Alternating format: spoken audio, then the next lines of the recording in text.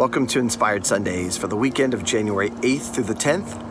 I'm Shane Stuber with the Trilogy Foundation.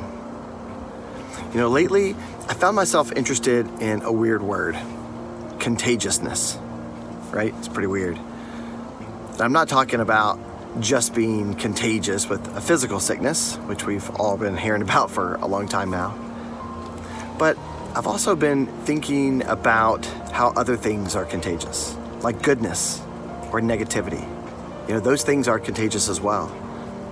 And I feel like, especially when those things infect people, it somehow draws a line in the sand, where people then feel they have to pick a side.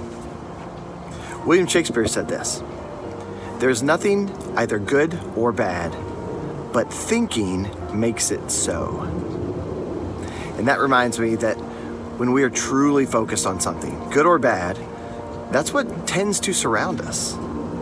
And there's something called the Baader-Meinhof phenomenon. And this happens when our awareness of something increases. And that leads us to believe it's actually happening more, even if that's not the case.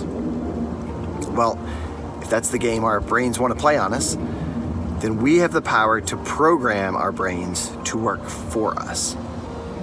And that's what this week's message is about. Truly focusing on the good that surrounds us every day, so that goodness can be the contagion that infects our lives. Hey, it's Jay Allen from Mornings with Rebecca and Burns on 90.9 KCBI. I wanted to tell you something that I've been learning from this quarantine over the last 7 to 8 weeks, and probably you're learning about the same thing. So I want to start off with a story. Now, me as a kid, I actually really loved this game. I played a lot of sports, so I traveled a lot with my friends. We'd ride on the school bus or we'd ride, in carpool. So we played this game called Punch Buggy. It sounds very painful because it is. So Punch Buggy essentially means when you're on the road, you find a Volkswagen Bug, and every time you see a Volkswagen Bug, it was the rainbow-shaped car. I don't even know if they make them anymore. And every time you saw one, you'd punch your friend in the arm. That was the whole game. And whoever found the most at the end of the road trip won. It was bragging rights. There was no actual prize. We didn't really have a lot to do. It was simply, we didn't have digital DVD players or streaming services. I didn't even have a phone at the time. And the thing that always really stuck out to me was that how often we found these bugs when we started looking for them. When we started looking for the Volkswagen Bugs, it seemed like they were everywhere. Parking lots, we were passing them, every third car on the highway. We were seeing them everywhere. And this reminded me of something that my wife ran into about 4 years ago when we replaced her car. We got her a Nissan Altima. Loved that car. But she started to see it everywhere she went. It was at work. It was in the parking lots. It was in the streets. She really did not know how common the Nissan Altima was. And so I started to do some research. Why is that the way that it is? Is that just a coincidence or anything? It's actually a scientific phenomenon. It's called the Baader-Meinhof phenomenon. And so basically what that means is that something's not happening more often. It's just that our awareness is actually increasing. So when we look for a Nissan Altima, I'm going to start to see a Nissan Altima more often. And so this leads me to believe that there's a spiritual component as well, and it actually is. It comes from my favorite book of the Bible right now. Philippians 4 is actually my favorite chapter because it talks a lot about peace, talks a lot about how to achieve that. It's actually a chapter called Practical Counsel. And so Philippians 4:8 reminds us that whatever is true, whatever is honorable, whatever is just, think on these things. And it even goes down further. The next verse, it says, this is how you get the peace of God.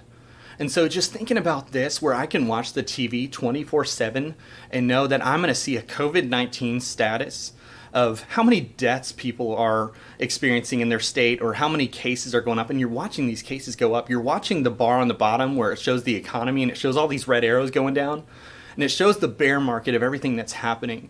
And it just reminds me that we need to focus on what is good. Now, mind you, this tragedy is awful. It's a tragedy. There's nothing good about COVID-19, but there is good that is surrounding COVID-19. And here's why. People are stepping up like never before. They're being generous beyond belief. I hear people all the time, teachers donating stimulus checks, companies stepping out, donating masks, donating their profits. You're really starting to see the heart of the people behind these. And so I just want to let you know that as KCBI does our spring fundraiser, I want you to know that there's only one place to find peace right now, and that's in the Word of God. That is in the Word of God, and at KCBI, that is why we do what we do. If there was no Bible, KCBI would have no purpose of doing anything. KCBI exists because we are the Bible-centered station, and our goal, more than anything, is to make sure that you fall in love with God through His Word. You get to know God, and you'll never hear on KCBI 24/7, you'll never hear a doom and gloom mindset of what is happening, because we're not focused on the earthly kingdom.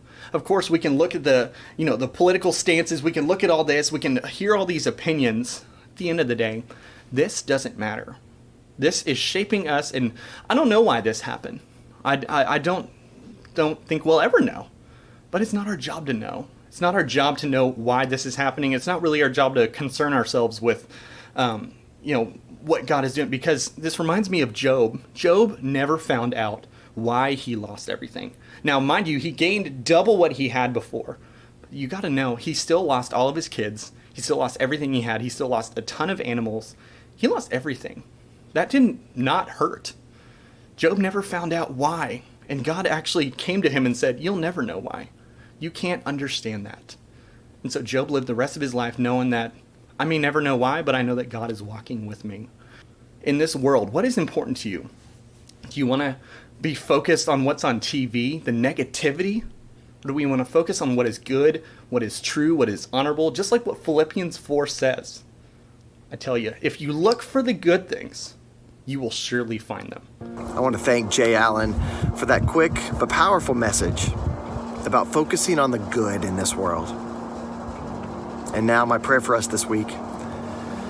Lord, I pray that you guide our hearts, our minds, and our actions to surround ourselves with goodness, truth, and peace.